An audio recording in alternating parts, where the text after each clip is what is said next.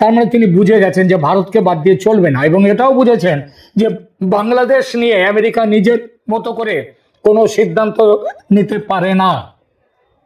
সেই সিদ্ধান্ত নিতে গেলে ভারত তার বিরোধিতা করবে।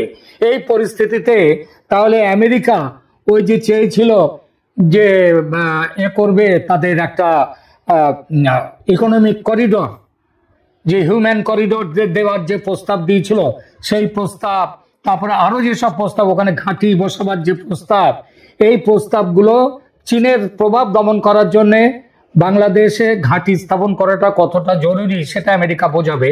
কিন্তু ভারত তো সেখানে বোঝাবে যে এই ঘাঁটি তখনই হতে পারে যখন সে দেশের সার্বভৌমত্ব যাতে ক্ষুণ্ণ না হয়।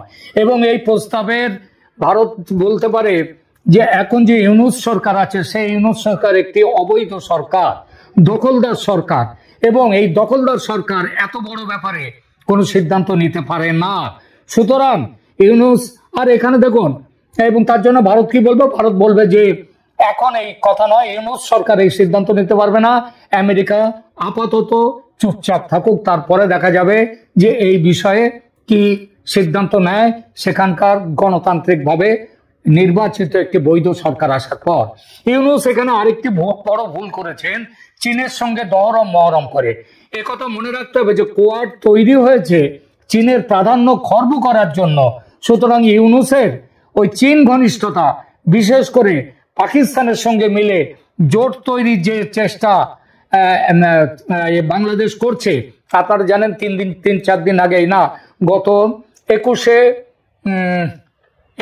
জুন সেখানে চীনে বসে সেখানটাতে আমেরিকা সেখানে বসে পাকিস্তান, চীন এবং বাংলাদেশ এরা 3 দেশ মিলে একটা জোট তৈরি করবার জোট তৈরি করেছে।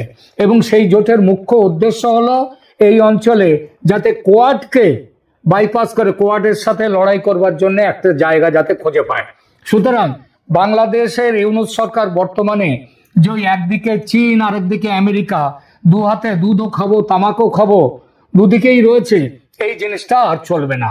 সুতরাং জয়শঙ্কর, ভারতের পররাষ্ট্রমন্ত্রী জয়শঙ্কর, তিনি বাংলাদেশের সমস্ত ডকুমেন্টেশন নিয়ে তিনি চলে গেছেন ওয়াশিংটন ডিসিতে, এবং সেখানে গতকাল থেকে শুরু হয়েছে 30শে জুন, 1 জুলাই, 2 জুলাই 3 দিনের বৈঠক। বহু বিষয় আলোচনা হবে এবং এই আলোচনার মধ্যে অবশ্যই থাকবে বাংলাদেশ। সারা পৃথিবী জুড়ে এখন বাংলাদেশের ওপরে চাপ আসছে, সেটা হচ্ছে যে অবিলম্বে এই বছরের মধ্যেই যাতে free, fair and inclusive election হয়। ফ্রি ফেয়ার ইলেকশন কতটা কি হবে সেটা দেখবার জন্য আন্তর্জাতিক পর্যবেক্ষকরাও এবার আসবেন। আর ইনক্লুসিভ ইলেকশন মানে আওয়ামী লীগকে নিয়ে নির্বাচন করতে হবে, এই দাবি ইতিমধ্যে পশ্চিমের দেশগুলো দিয়ে দিয়েছে, বলেছে।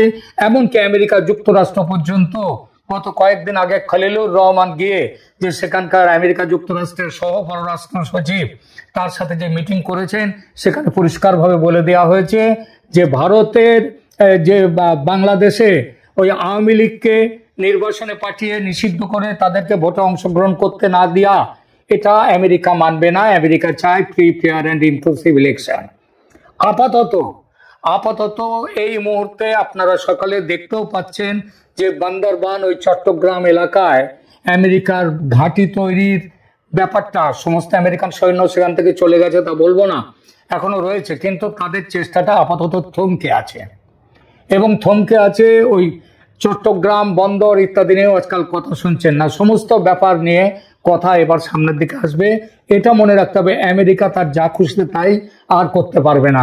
ক্ষমতায় দ্বিতীয়বার বসার পর আমেরিকার প্রেসিডেন্ট ডোনাল্ড ট্রাম্পের মাথায় হয়েছিল, এটা এসে গিয়েছিল মাথায় একটা কি বলবো, একটা বড় কিলবিল করছিল যে তিনি পৃথিবীর সব থেকে শক্তিধর দেশ। সেই শক্তিধর দেশের শক্তি যে এখন অনেকটাই কন্ট্রোল, এটা তিনি বুঝতে পারেননি। যত দিন যাচ্ছে তত বুঝতে পারছেন, তত পিছিয়ে আসছেন।